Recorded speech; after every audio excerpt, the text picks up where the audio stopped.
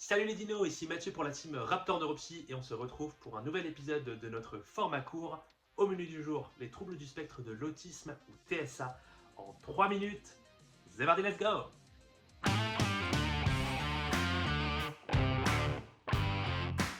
Les TSA désignent un continuum de profils et concernent environ une personne sur 100 dans le monde. En général, ils s'expriment différemment chez les hommes et chez les femmes, causant un retard de diagnostic chez ces dernières. On en parlera peut-être dans une autre vidéo, dites-moi en commentaire si ça vous intéresse. D'origine neurodéveloppementale, les TSA ont des causes complexes qui vont mêler la génétique, l'environnement, mais aussi des différences de structure au niveau du cerveau par rapport aux personnes dites neurotypiques. Ainsi, chaque personne concernée présentera différents signes de plus ou moins haute intensité et ayant plus ou moins d'impact dans la vie quotidienne. On répartit habituellement ces signes en deux catégories, la dyade autistique. Déficit de la communication sociale et des interactions, aspect restreint et répétitif des comportements, intérêts et activités.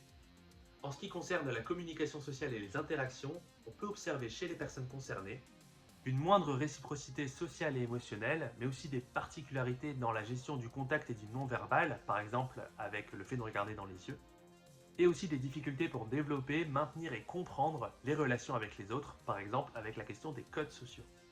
Quant aux aspects restreints et répétitifs des comportements, intérêts et activités, on va pouvoir retrouver des mouvements stéréotypés et répétitifs, par exemple au niveau des mains, mais aussi une certaine rigidité dans le comportement, parfois une intolérance au changement, le besoin de routine.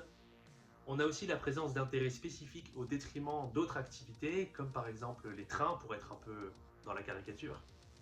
Et on peut avoir des particularités dans le traitement de l'information sensorielle avec une hypo ou une hypersensibilité. Ces éléments sont souvent plus masqués, moins intenses ou plus acceptés socialement chez les femmes.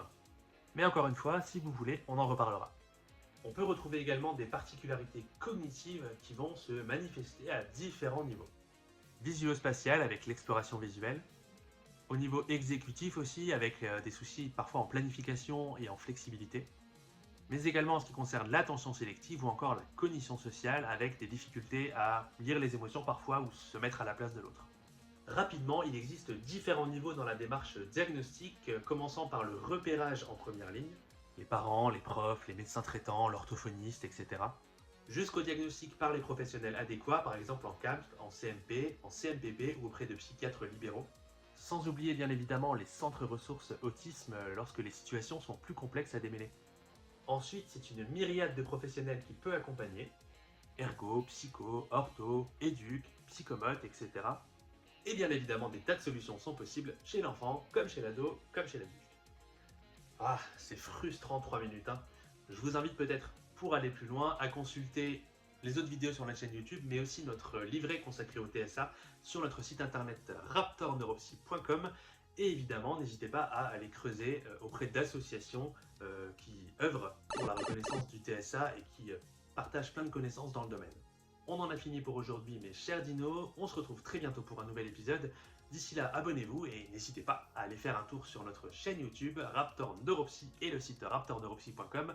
C'est gratuit. Ciao!